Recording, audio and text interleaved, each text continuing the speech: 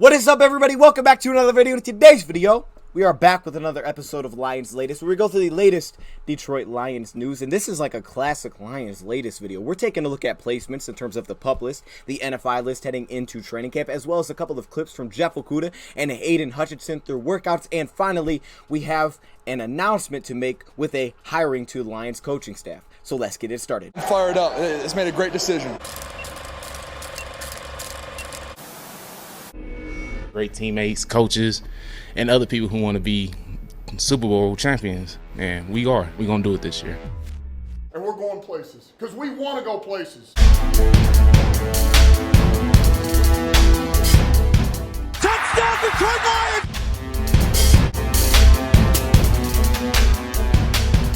Before long, we're going to be the last one standing. Welcome everybody to a video. Glad you guys are here, and we are back with another Lions Latest video. But this just means we are getting very close to training camp.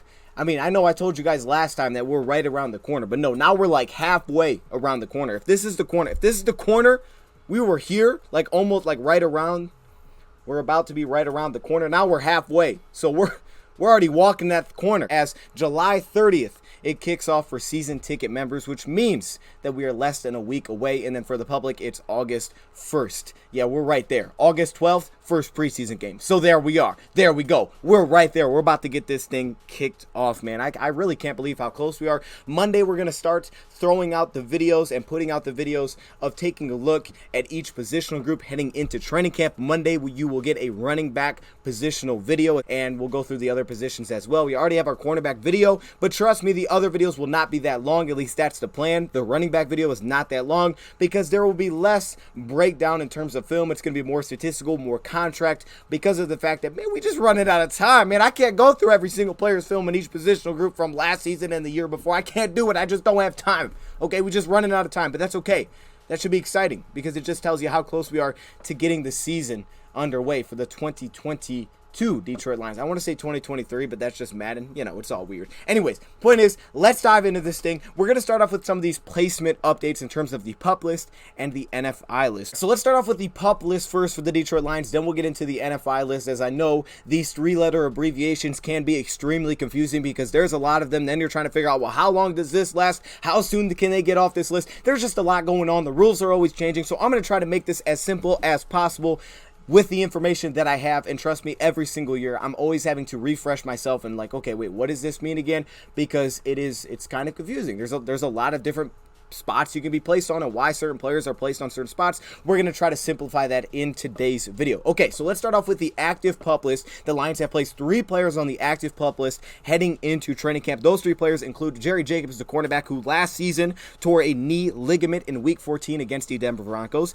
You also have Josh Paschal, who has been placed on the active Pup List, the rookie out of Kentucky. And finally, you have Romeo Okwara, who has been placed on the active Pup List, who last season tore his Achilles in week 4. Now we were told that he was not 100%, he was not completely healthy back in June, and Todd Walsh basically, tried to give us a little bit optimism of how fast players can get back to this and how they can come back and not miss a beat. And he said they anticipate that they're going to get the same Romeo back. Now that was back in June. That was back in the middle of June, like June 18th, that we were told this by Todd Walsh. And now he's being placed on this list. So what does this list mean? Well, basically, a team can take players off of this list at any time. So they're placed on it before training camp. They can be taken off at any time throughout this process all the way up until the season starts. As long as they medically clear and as long as they pass their physical, they can be taken off this list at any time and return to practice. So that's the great news. It's not like a certain length that they have to go through. It's like, well, you have to miss the first 2 weeks of training camp or something like that. There's nothing like that. You can be taken off at any time as long as you medically clear. Now, if these players are not taken off by the beginning of the regular season, then they're placed with a decision where they may have to place these players on the reserve Pup List. And if you're placed on the reserve Pup List by the updated rules, from my understanding, this was put out there 2 days ago, that if you're placed on the reserve Pup List, you will have to miss the first 4 games of the 2022 season before you are eligible to return to practice and then have an opportunity to be placed back on the active roster. Okay, so the good thing is right now anybody on this list, Jerry Jacobs, Josh Paschal, Romeo Okwara, they can all be taken off of this list. They are just physically unable to perform right now at the start of training camp, but they can be taken off this list at any time. We're just trying to show everybody that it's a way, every time just being an underdog when I was young, and everybody didn't think I could do this, so I just want to prove everybody wrong. Now, what is the NFI list? Why are these different? I know it's confusing. Okay, so the NFI list is basically a non-football injury related list that players are put on. Now, you're probably asking yourself, okay, who's on this? Well, the two players that are on this are Jameson Williams and Natrez Patrick, the linebacker that we signed this offseason. So now, why is Jameson Williams on this list and he's not placed on the Pup List? What does that mean? Well, it's very similar to the active Pup List. The main difference here is that, again, this is not football injury related. And the reason he's placed in this category is because his injury took place back in college at Alabama, not within an NFL facility. Okay, so this can be an accident. This can be a potential sickness. Or it can be like Jameson Williams' situation where the injury that he's recovering from and he's dealing with is something that took place back in college. Now, you're probably thinking, Josh Paschal, what's going on here? Josh Paschal was available for the beginning of OTAs for the Detroit Lions. Yes, his injury took place back in Kentucky. That apparently is the same thing that he's dealing with the Lions right now. It's a lower extremity injury is what Dan Campbell told us. It was week 2 of OTAs where he was unavailable. And Dan Campbell said, hey, we're just trying to be smart with the guy. We're just trying to make sure that he's okay and he's all right. Placed on the Pup List versus Jameson Williams, who is on the NFI list, the non-football injury related list. And what we know about Jameson Williams is apparently the Detroit Lions, the doctors have told us that, hey, he's going to be ready to go. They told us he's going to be able to play as soon as the team is willing to allow him to get out there and perform. But the Detroit Lions have basically told us that with Jameson Williams, they're trying to make sure that they build up his strength where he can protect himself. He's going to be taking hits. He's able to comfortably protect himself, and he's not worried about the injury, because if you do that, you're going to get hurt again. You're going to re-injure it. So they're trying to just build up his strength from what we understand right now. So as we said, these players can be ready by week 1 of the NFL season, but there really is no date put on this until you get into the regular season and you're placed on different lists like the reserve Pup List. So that's what that means. That's why these players are here. Now, the good side of this is that there's a couple of players that were not listed on these lists. So we'll see, what happens going forward. But as of now, there's 2 players that have not been placed on this list, which is exciting. And that includes Jeff Okuda, which I'm like, oh snap, Jeff Okuda's not on here. Like, I took a second, I'm like, oh, Jeff Okuda's not on here. That's good for now. He's not placed on this list. He could be ready to go for the start of training camp. And while we're at it, let's just throw the clip right now that he posted of him working out. I think this was at Georgia Tech. Yeah, Georgia Tech, that he posted of him working out. So this is great. You see him working out again. We've seen all these videos throughout the offseason of him working out, him continuing to try to get back to his form, which makes a ton of sense because athletically he is very gifted. He has very quick feet, and we're just hoping that we can get the same Jeff Okuda that we had for the injury that took place in week 1 against the San Francisco 49ers, where he only really played like 3 quarters against the San Francisco 49ers, and then he was out for the year. So Jeff Okuda is not placed on this list, and neither is James Mitchell, the tight end who dealt with his injury, like Jameson Williams, back in college with Virginia Tech. The difference is that his torn ACL took place about 4 months before Jameson Williams tore his ACL in the national championship game against Georgia. His injury took place at the beginning of the season, and he is not placed on this list. So he may be in a good spot. Remember, the Detroit Lions also signed Devin Funchess, so we weren't really sure where James Mitchell was going to be at. Was he going to be healthy? So we're just going to see this competition kind of play out. Also, keep in mind with the signing that we made yesterday or 2 days ago of Isaiah Buggs out of Pittsburgh. Actually, no, that was yesterday. Was that yesterday? Saturday, Friday?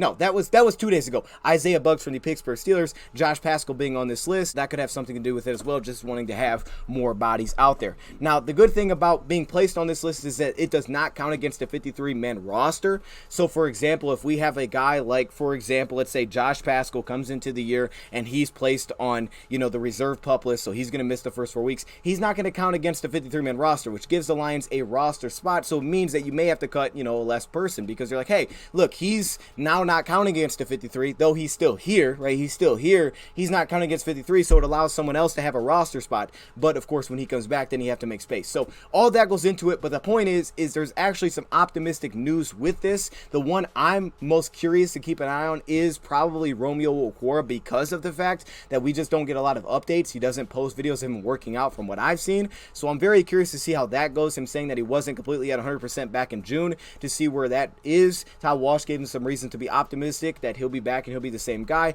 The good thing is that we have depth, and I'm assuming Charles Harris would just plug right in for him, as they're going to put him at a pass rushing defensive end position if he can't go by week 1. And of course, Jameson Williams. You know, we all want to see Jameson Williams as soon as possible, but we want to make sure he's able to protect himself. It sounds like it's less about Jameson Williams actually rehabbing from the injury as much as it is, or recovering from the injury as much as it is his trying to build up strength to where the injury took place. So we might as well show the Aiden Hutchinson clip while we're at it, because this clip is exciting. Okay, we know Aiden Hutchinson. He's got great feet. He is extremely agile, which is one of the biggest pluses of him coming out of the draft. I mean, he was breaking records at the combine with the 3-cone drill that he put up. And then you see stuff like this. You see the footwork. I also like to see that ankle flexibility. I see you, Aiden Hutchinson, with a little bit of dip, that little shoulder dip at the end. You see that long stride that he puts out with his inside foot. Bam, ankle flexion, gets around. I'm like, okay, I see you. Hey, anything that you show me with Aiden Hutchinson is probably going to get me hype. All right, so I just wanted to show this because why not? Okay, he puts a lot of like sponsorship videos on there, but I thought I'd show this one.